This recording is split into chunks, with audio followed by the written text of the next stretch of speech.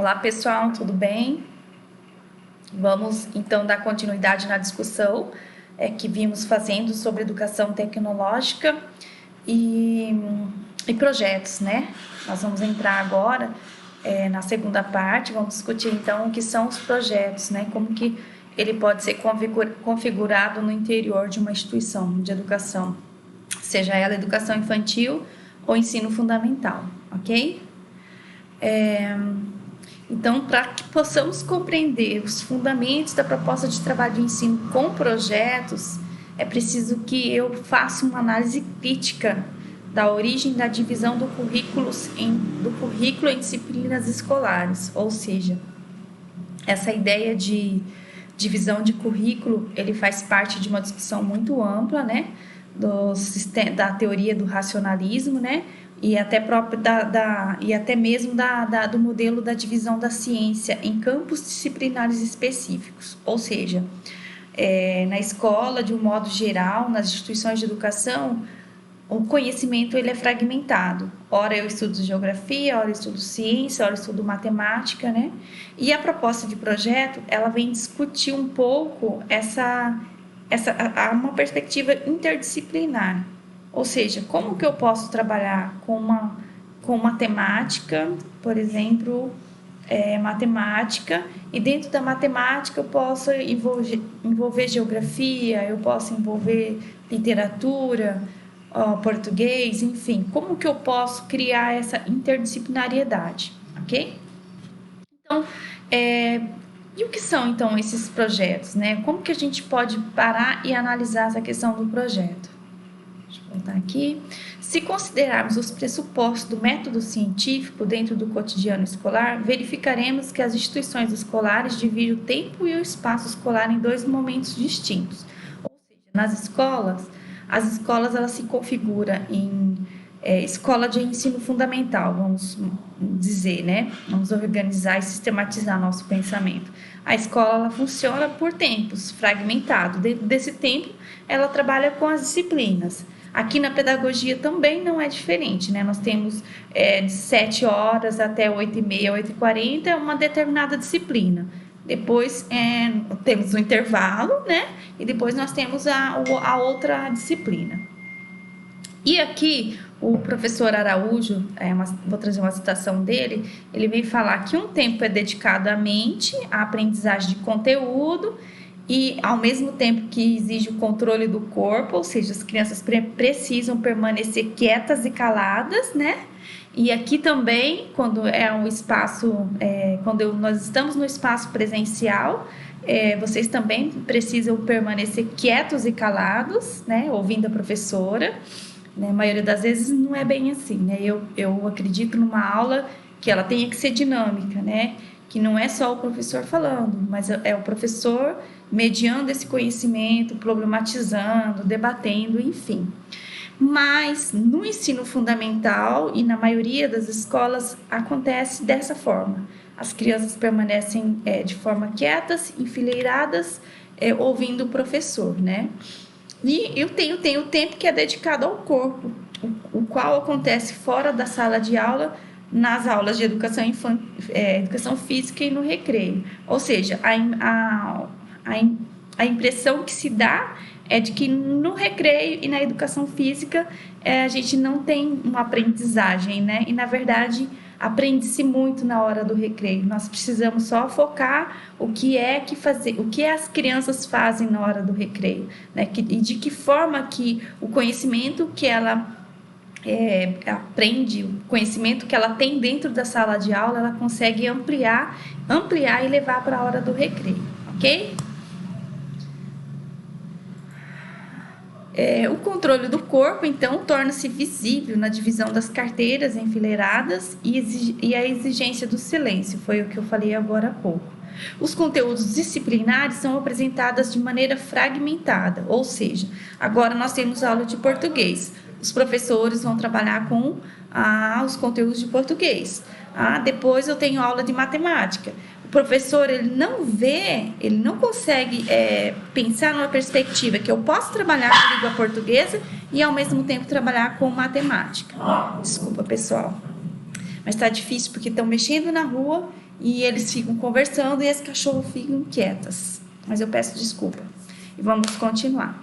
O trabalho com projetos, então, a perspectiva de trabalhar com projeto vem a sugestão, né, da união entre duas ou mais disciplinas ou campos de conhecimento. Ou seja, uma aula de português...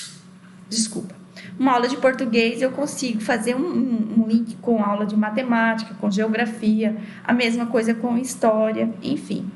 E pressupõe, então, a interdisciplinaridade, que significa a troca, a cooperação entre os professores.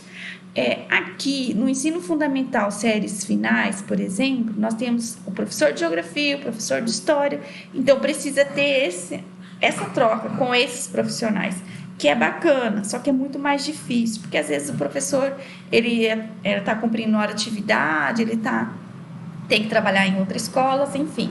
Mas eu vejo que no ensino fundamental, séries iniciais e na educação infantil, é muito tranquilo fazer e construir projetos que acho que nós possamos trabalhar, por exemplo, a interdisciplinariedade, né? Pensar numa temática, né? Depois, mais à frente, nós vamos retomar com mais propriedade, pensar uma temática, um tema gerador ou uma problemática e pensar como que eu trabalho em língua portuguesa com essa temática, como que eu trabalho com geografia, fazendo uma abordagem com essa temática, e literatura, enfim. Essa é a pergunta que deve fazer com que eu responda para organizar esse projeto. Por meio de projetos, então, né, o mediador tem a oportunidade de interagir e compartilhar opiniões e ideias. Sim, quando nós temos a figura de pessoas, né, de outras pessoas, de campos e áreas diferentes, nós temos, sim, a oportunidade de interagir. E se nós não tivermos esses professores, eu vou interagir com quem? Eu vou interagir com o coordenador, eu vou interagir com as crianças, eu vou interagir com os professores de arte, de educação física, né? Eu, lá no primeiro ano, no segundo ano, que eu sou professor regente, né, que eu tenho aula de português, matemática, história e geografia, eu posso sim interagir com os outros colegas de trabalho, tá? Na educação infantil, da mesma forma. Esse tipo de trabalho propicia a sugestão e o desenvolvimento de diversos temas que surgem a partir de ideias específicas aliadas à vida cotidiana. Ou seja, se você vem com uma proposta de trabalhar, né, convida a criança, por exemplo, para falar sobre o que entende sobre determinado conteúdo, sobre determinada temática, essa criança ela vai além, né? E não é só porque ela é criança, não. Se você convidar um adulto, se você convidar a sua coordenadora para discutir, ou professor de educação física, ou professor de artes, né, para pensar um pouco essa temática, que seja qualquer temática, né? Vamos pensar numa temática, a questão do coronavírus, por exemplo. Como que eu posso trabalhar em educação física com essa perspectiva do coronavírus? Né, a questão da higiene. Como que eu posso trabalhar em língua portuguesa? Como que eu posso trabalhar em matemática?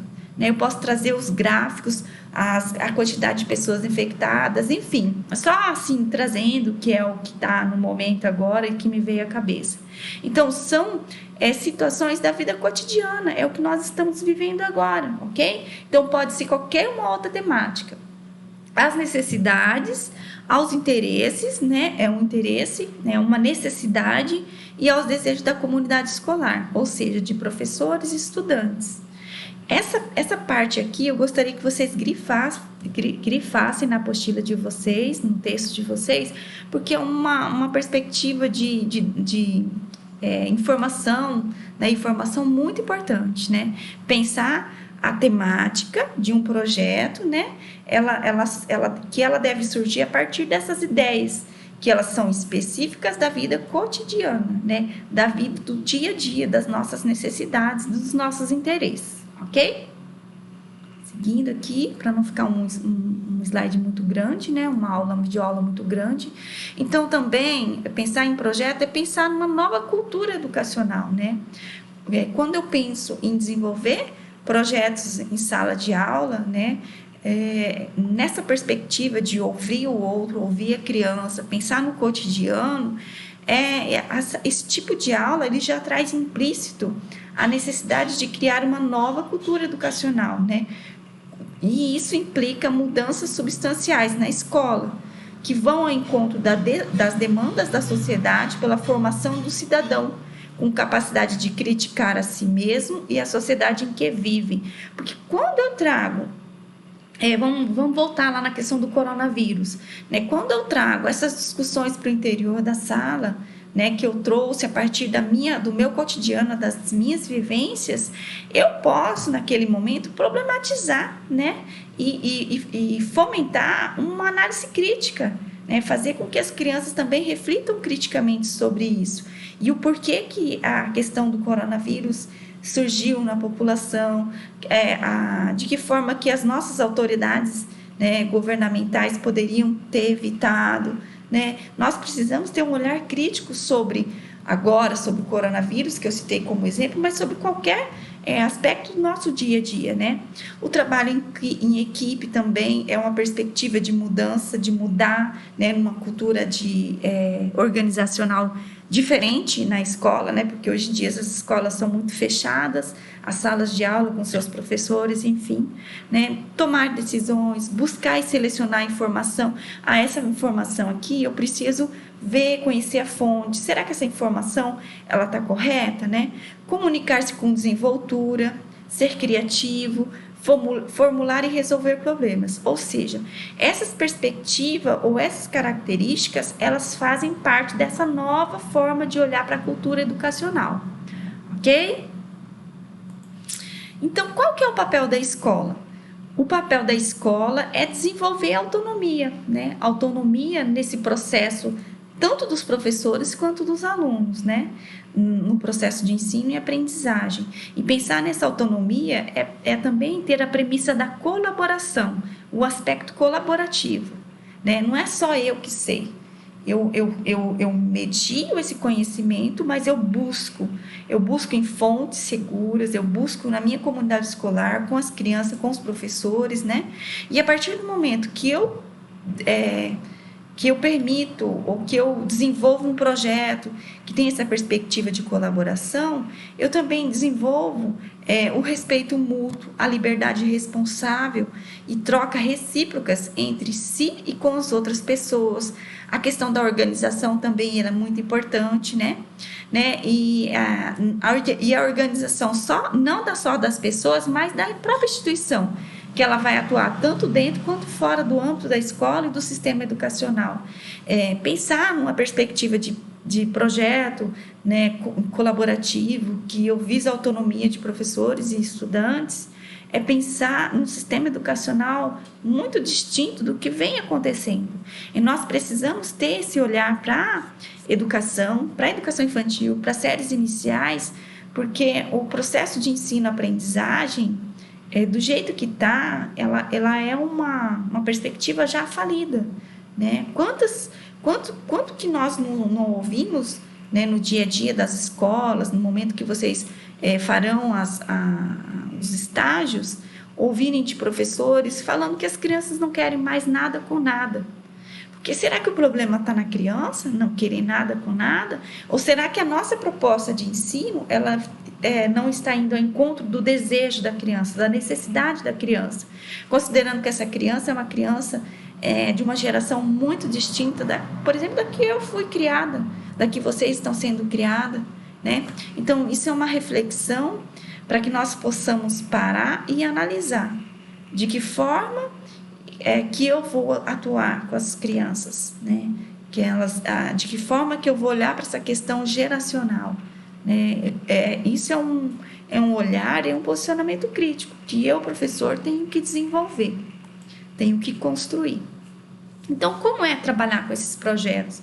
É a escolha de um tema gerador, é uma problematização.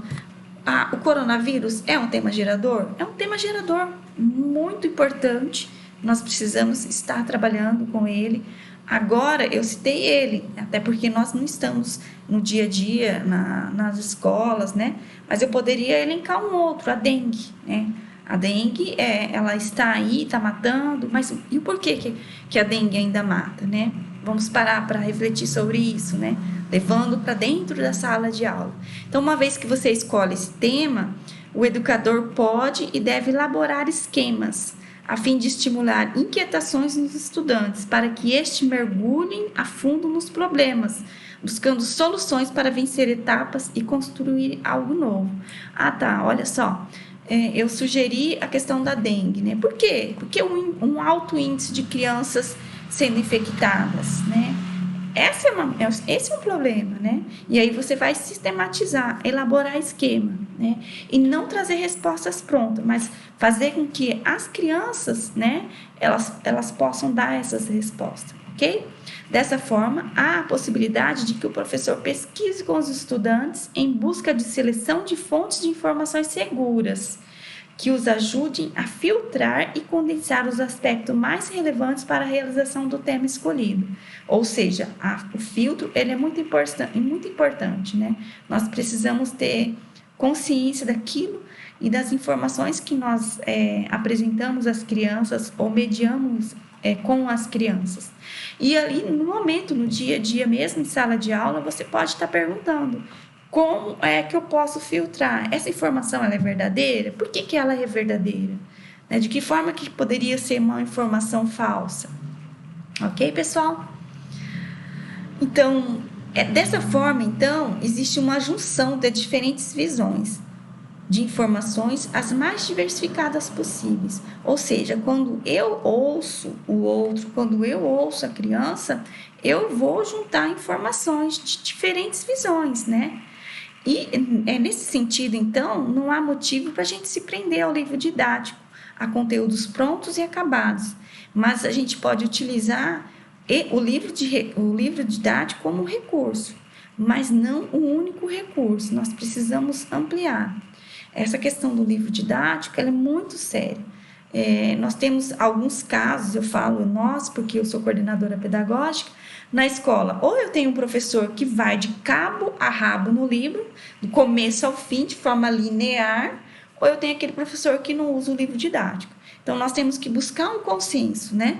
O livro didático, eu vou trabalhar tal conteúdo. Deixa eu dar uma olhada no livro didático. Tem essa atividade aqui que eu posso enviar para as crianças, né? Para elas fazerem em casa, junto com a família. Página tal. Né? Você não precisa atender e utilizar o livro didático como ele se fosse um livro ao pé da cabeceira, não.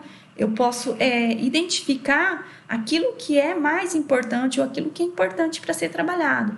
Às vezes tem um determinado conteúdo no livro didático e esse conteúdo ele não vem ao encontro, ele não está tão aprofundado, enfim. Eu não vou trabalhar esse bimestre ou essa semana ou esse conteúdo. Eu trabalho outro, né?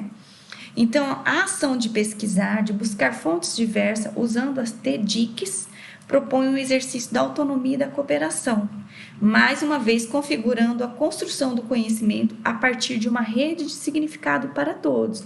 Ou seja, a partir do momento que eu uso as tecnologias digitais, elas passam a configurar uma rede de significado, ela passa a ter um significado para as crianças e até mesmo para o professor, né? Sempre também buscando fontes seguras. Então, a escola do século XXI, ela requer essas mudanças, né? Essa mudança e essa forma diferente de olhar para o ensino, de conceber o ensino e a aprendizagem. E, automaticamente, muda a postura do professor. Porque, quer queira ou não, é o professor que conduz a aula, é o professor que faz a mediação. Se o professor determinar uma postura... Não vou ter essa postura pedagógica, essa postura de ensino, eu vou ter uma outra postura, porque essa postura eu acredito muito mais do que essa postura aberta, né? Essa postura que as crianças possam participar, né? Eu quero uma postura, então, onde eu falo e as crianças ouçam, né? De cima para baixo, verticalizada. Então, assim, essa postura ela é uma postura, infelizmente, que não dá mais conta. Essa postura, ela serviu muitos e muitos anos para os nossos avós.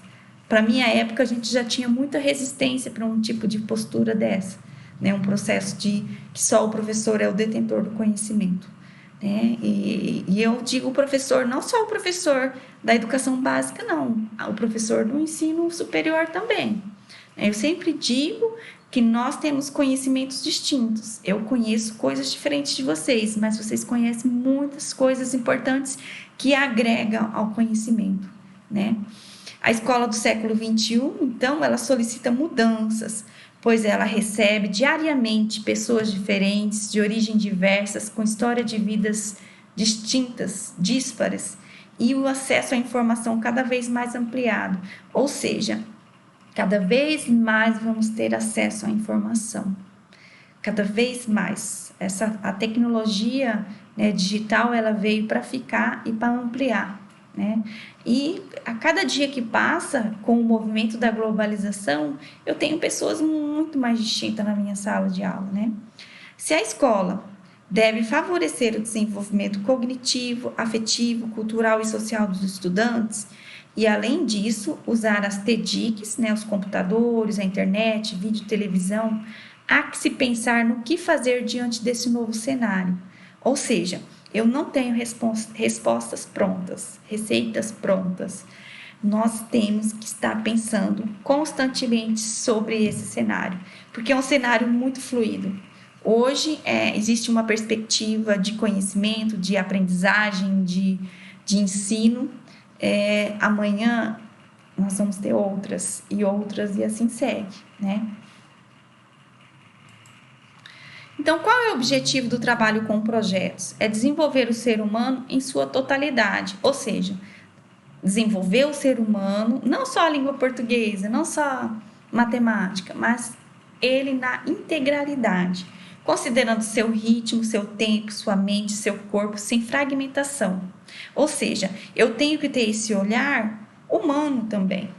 Por exemplo, aqui na nossa turma do primeiro ano, nós temos alunos, né, estudantes que são jovens, 17, 18 anos, e eu tenho pessoas que estão numa outra geração, com 45, com 50 anos, enfim, são gerações muito distintas.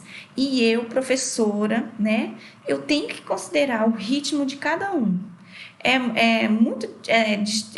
Seria muito desumano da minha parte eu não olhar e não cuidar desse aspecto da diferença de geração, né?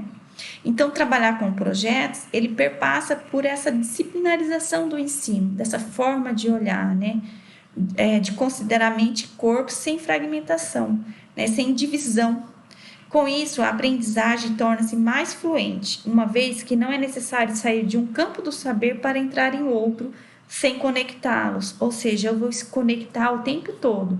Todos são trabalhados de forma unificada.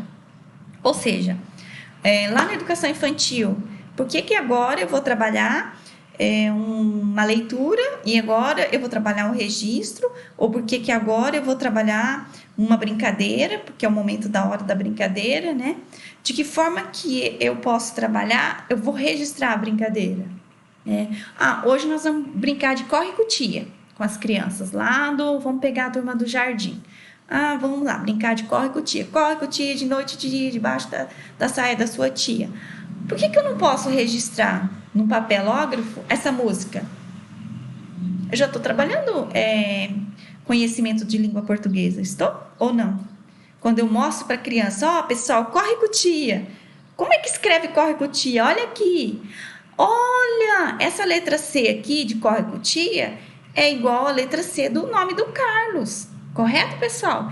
Eu já estou associando a letra com o nome da criança, ok? E assim segue.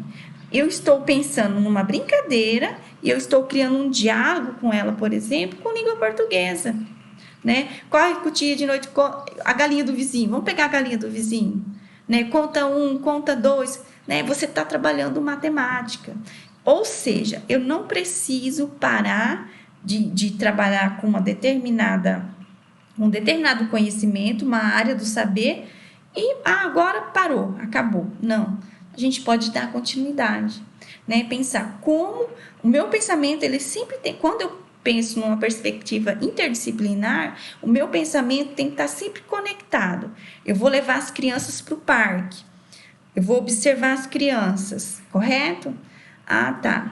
Aí você volta para a sala, você observou? De que forma que você pode, a partir daquilo que você observou, na hora que eles estavam brincando, trazer para dentro da sala, né? Na hora da atividade. De que forma que você pode trazer? Então, assim, são reflexões para que a gente possa pensar essa perspectiva de trabalho com projeto, né, interdisciplinar, sem fragmentação, né, considerando o ritmo de cada um, o tempo, né, e o corpo, ok? E quais são os recursos facilitadores? O computador, né, e as demais TEDx aparecem como recursos facilitadores em um ambiente onde a aprendizagem é contextualizada e constituída por meio de projetos significativos.